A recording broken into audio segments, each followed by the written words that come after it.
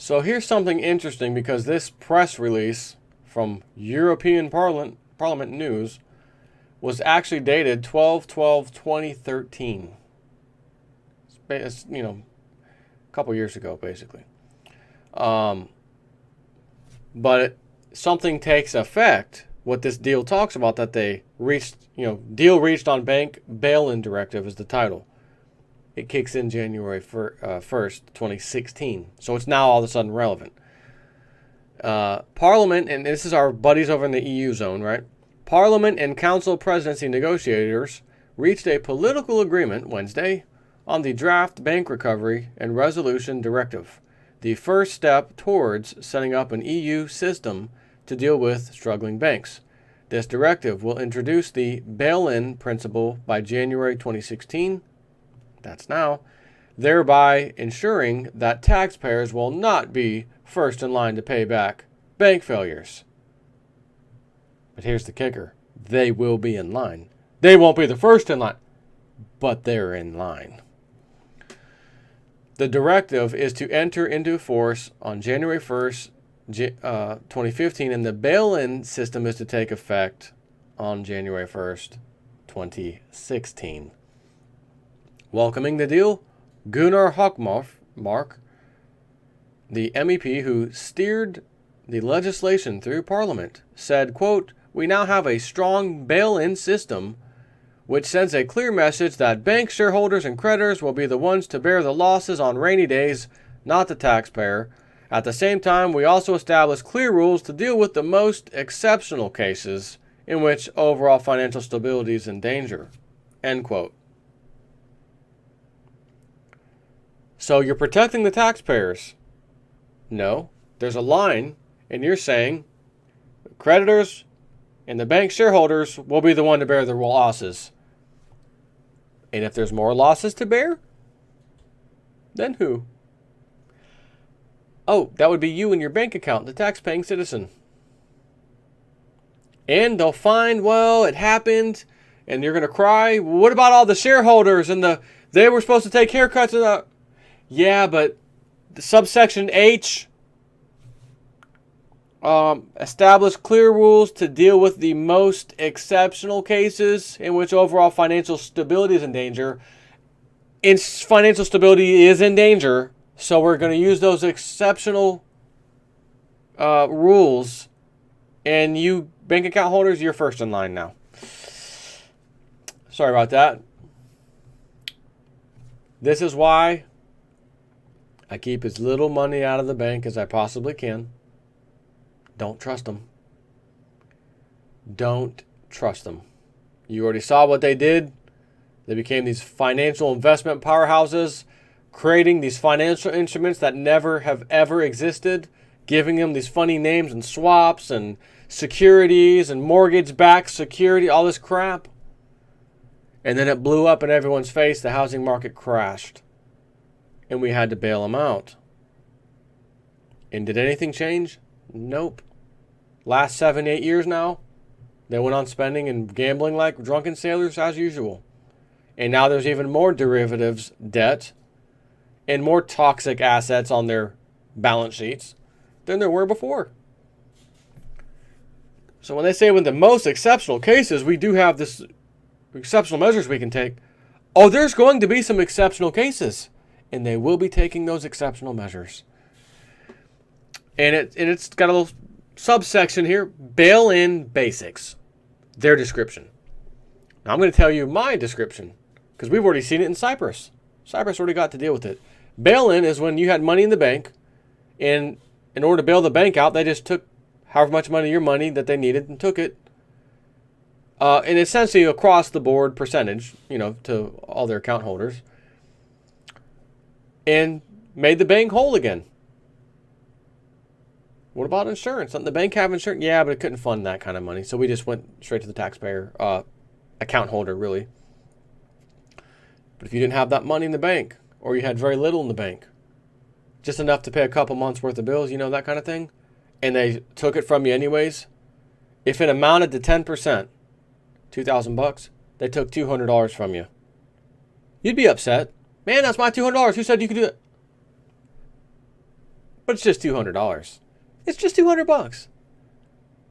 Now, if you had a couple $100,000, $200,000 in the bank, that's a little bit more money, right? 1% or 10% of $100,000,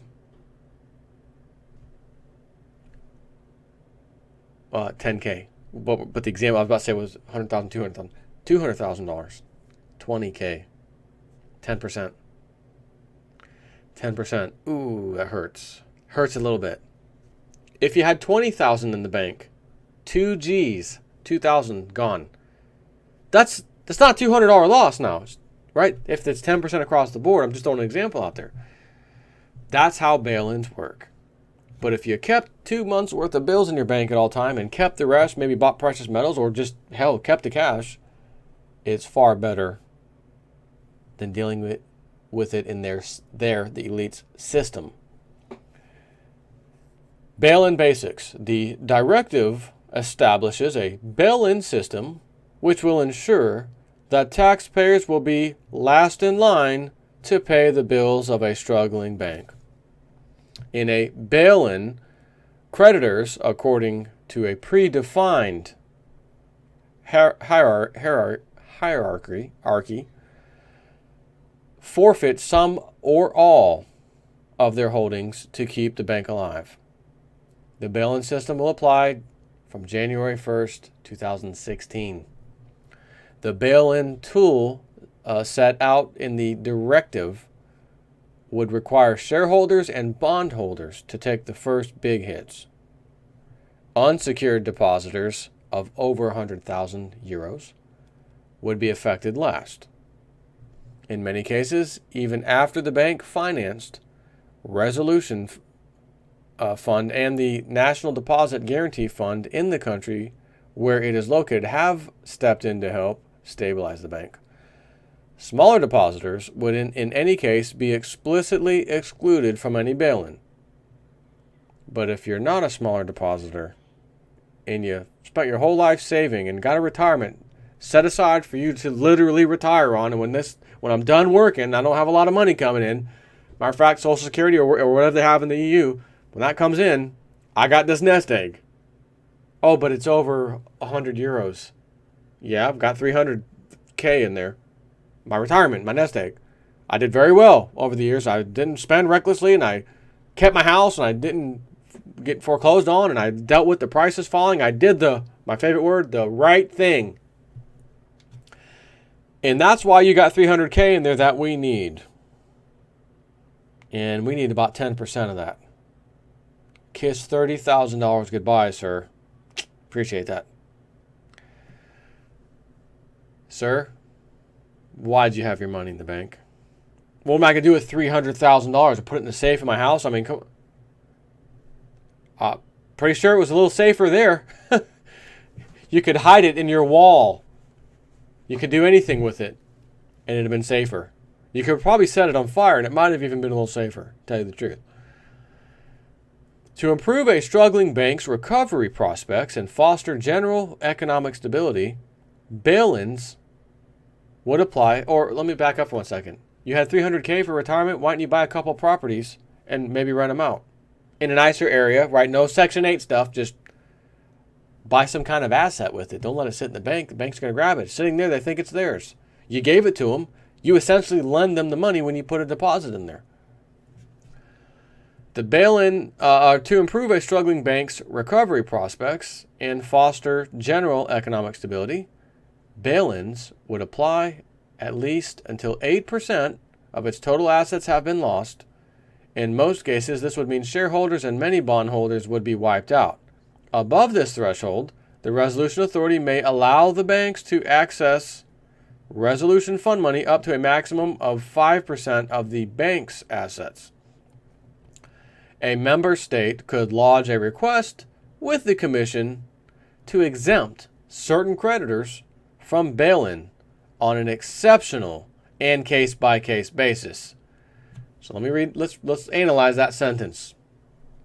A member state could lodge a request with the Commission to exempt certain creditors from bail-in. So it said creditors and bondholders, you'd be the first to take the hit on the bail-in. But a member state could lodge a request with the commission to exempt a certain creditor. You know, JP Morgan Chase, Morgan Stanley, Goldman Sachs, one of the club's banks. They'll get the exception. And by the way, they had the lion's share to begin with. And if they didn't get the exception, that their funding piece of it would have paid for it all, everyone else would have been fine. But they'll find a way. I'm telling you now, when this goes down, they will find a way. Exception for this guy. He's a club member, JP Morgan. Gotcha. Sir, commission, honorable commissioner. Oh yeah, hey, you used to work for the big banks, right? Yeah. And they got you this position. Yeah, of course. That bank you used to work for, JP Morgan, and then you went on to work for Goldman Sachs and Bank of America. We need an exception for all three of them. Can you make that happen? Of course I can. You paid me very well when I was there, and now I'm here. I'm getting campaign contributions and all kinds of funding, personally. So yeah, of course I'll take care of you. And who will get stuck with it again? The little guy. If you don't play the game, you can't lose. Right? If someone's playing Monopoly and they're literally landing on everything, and somehow, even though you've counted out the money to everybody has an equal amount of money, somehow this bastard over here has an excess amount of money that didn't come with the game, and he's buying up everything before anyone can land on anything. Unlimited funding. Oh, hey, new player, you want to come in here and play? Let me see that board game. How the hell did he get that much money? Who's that guy over there? Oh, that's the club. Okay, who's the club? The club is the most powerful player. Okay, what else can you tell me about the club? The club actually made this board game. And all the money, and all the pieces, and all the properties. It's all their system. And they're playing the game? Yeah. And you want to know if I want to play on that board game, as if I stand a chance? Yeah, of course. This is a democracy. Everyone has a chance. Everything's fair. There's rules and regulations and there's laws, and they can't break those. Well, I guess I'll give it a shot, only to find out you got cleaned out. And they broke the rules, they broke the laws, and they still walked away with all the money and all the property and the board game. You get nothing. If you don't play in their game, you can't lose. You say, well, I got to pay my bills online and I got to have some money in the bank. Yes, you do. You do. But if I had a few $100,000 sitting in a bank, first of all, that would not even be discussed right now. It would not be in a bank. I would have already converted it to precious metals, most of it, and had cash sitting on the side somewhere. Not in a bank. So, again, let me read this full now. Or fully, a member state could lodge a request with the commission to exempt certain creditors from bail-in on an exceptional and case-by-case basis. The commission would have the right to object, but the commission's made up of our club members, so they're not. Okay. Moreover, such exemptions would still mean that the bank would need to find 8% of its assets to bail in before it could hope to tap other funds. And trust me, the bank will find real sneaky ways to do just that. National Resolution Funds. Subsection. For each EU member state, a fund will be established which will come to the aid of banks in order to help them recover or to wind them down. The funds would be built up through bank contributions, and by 2025, 9 years from now, should reach the level of 1% of the covered deposits of the bank in that country. The funds will be built up through bank contributions, and by 2025 should reach the level of 1% of the covered deposits of the banks in that country? That's a penny on a dollar.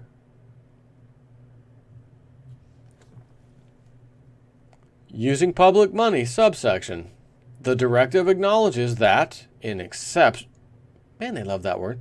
In exceptional circumstances. And again, everything that's going to be coming in the future regarding the entire global financial meltdown is going to be an exceptional matter. Okay?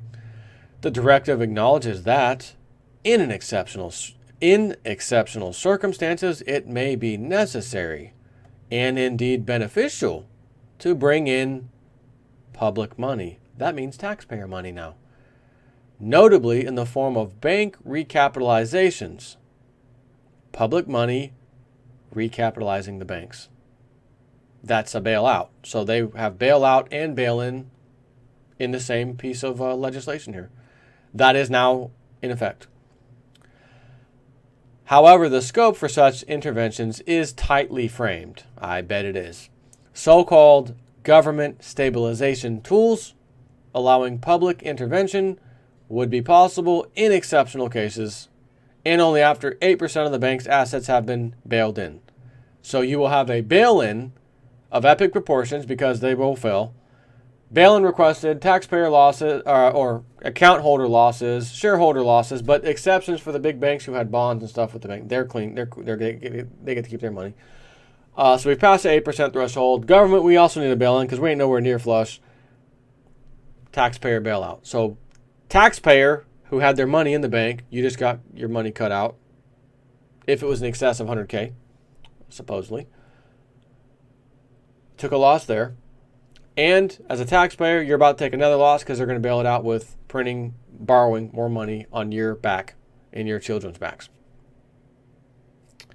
So, so-called government stabilization tools allowing public intervention would be possible in exceptional cases and only after 8% of the bank's assets have been bailed in. A public precautionary recapitalization would be possible only as a last resort. Within 6 months of the directive's entry into force, the European Banking Authority will moreover issue guidelines on the circumstances in which precautionary recapitalization could be undertaken. Within 6 months of this becoming the law of the land, which is now 2 days into it, we're on January 3rd. You'll see this video on the 4th. So really January 1st, 3 days later, this is already law. And it says within 6 months of this directive's entry into force, the European Banking Authority will moreover issue guidelines on the circumstances in which precautionary recapitalization could be undertaken. So within 6 months, we're going to get guidelines on what would qualify as a bailout. Bail-in has already occurred. Bailout needs to occur. But what happens if the economic crash happens within 6 months, like as in the next 2 or 3 months, and they don't have their guidelines because they have a 6-month window, and they're only 3 months into the year, 3 months to go, we're working on the guidelines, haven't got them complete yet, and then all hell breaks loose. Who's going to decide what qualifies for exceptional use of the bailout? See how they do these things in advance? They know exactly how to write them, what they're going to say, give themselves plenty of time, cause the problem, get the reaction you needed, offer the solution you've always wanted. You can never start off with asking for the solution because nobody would put up with it. Not a chance in hell we're going to do that. No, we will not bail that out. No.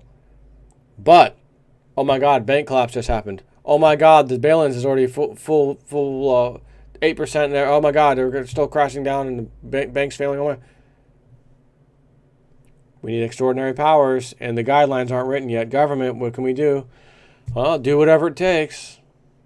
Well, that means we're coming to you for a crap load of money. So that's what that says. And finally, by 2018, the European Commission will undertake a review to see whether use of this recapitalization tool should continue to be permitted. 2018, huh? So we got 2 years. Oh, they're going to have a heyday with this. Next steps. The deal must now be finalized on a technical level and will then need official approval by Council and the EP's plenary. It will enter into force on 1st of January 2015, which again doesn't start this part of it till 2016, which is now in effect. This was written in 2013. But it showed you then. I just read it to you and deciphered the nonsense easily. Bail-ins and bail-outs combined for the people in Europe. I wonder if there's something like that coming to America.